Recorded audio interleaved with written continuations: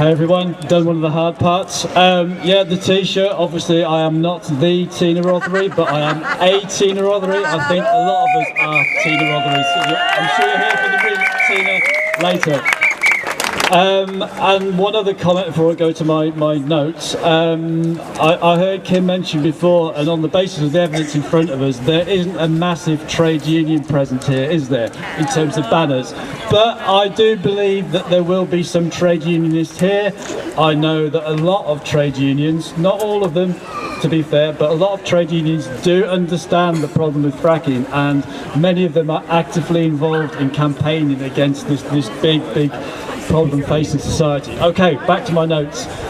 So the bigger picture, we're living in a world where inequity is rife, we're witnessing climate change impacts on the global poor communities, and trade unions, which is why we're here, we've often campaigned against others for all kinds of issues needing justice and championing.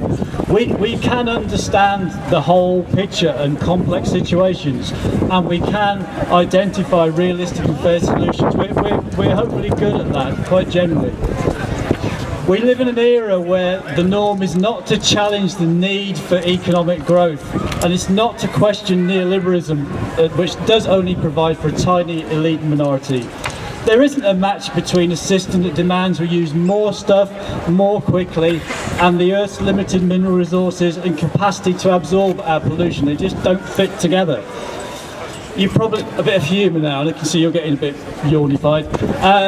You probably remember the Boaty McBoatface story, that the polar research vessel. It's now called the David Attenborough, quite rightly so as well. But I think one of the small craft based on it is going to keep that name, Boaty McBoatface. Why am I mentioning this? Okay, several reasons. It is, interestingly, in Merseyside going to employ apprentices and other people whose skills were about to lapse, so it's good that that industry's been revived. And they're not building a warship either, so that's probably good. We know that this ship is going to enable unprecedented capabilities to survey polar ice caps. And remember, if those melt, the global sea levels are going to rise by meters or tens of meters. So that all makes sense. However, the government is funded this ship and this research, but it's just another example of their disconnected thinking. And what do I mean by disconnected thinking? Well, how many multinational projects are governments, wittingly or unwittingly, sanctioning that are making that sea ice melt faster, those ice caps melt faster? I'm sure we don't have to try too hard to come up with quite a long list of things that are doing that. So we, the ordinary people, we worked it out for ourselves. We can see what those connections are, what the problems are, and what the consequences are as well. Trade unions, again, sorry to keep harping on about this, I mean, we do have good track records of placing those bigger ideas together and how they impact on communities. We are standing with you, we are part of the community.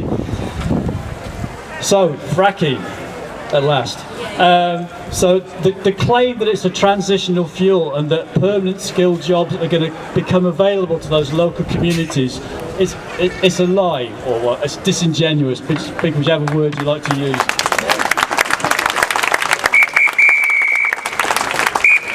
But a lot of us were learning very quickly.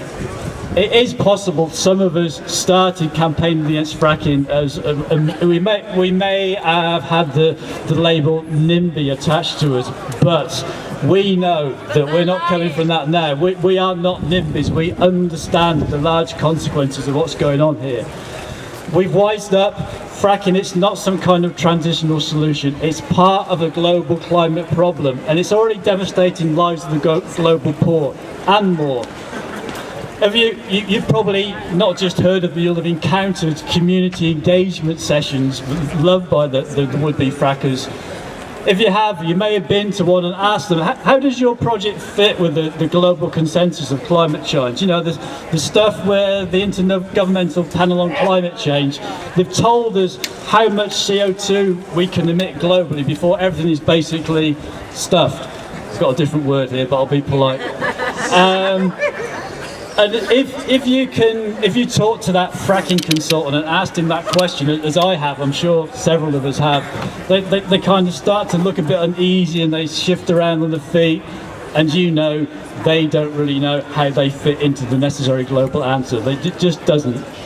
So, whether you're in a union or not, and I would encourage you to join if you're not, if you're in work, and hopefully you are, those of us that get the need for considering the whole society and the whole planet, compared to anyone who's got a narrow focus on maximising profit from fossil fuels, they're just ignoring the wider set of social and environmental justice, scientific and basic fundamentals of the perils, not just themselves, but of the global community.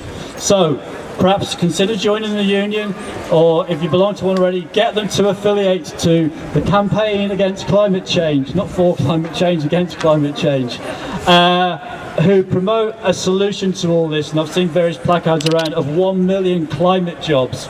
Climate jobs, that's insulating houses, delivering local renewable energy, improving public transport. You probably haven't got that much of that in North Yorkshire, I should imagine, and cycle routes, that kind of stuff. More than that, work with others who get the realities. We will win. We have justice, we have morality, we have numbers, and we have science on our side. Nearly finished. Well-being and prosperity matter, not fossil fuel growth. A society where people are paid fairly for meaningful employment without it destroying the environment. I think we have decided what kind of society we want and what kind of economic system is needed that would support it. And neither of those have a place for frackers, do they? Finally, solidarity with frack-free Rydale, and yes to 1 million climate jobs. Thank you.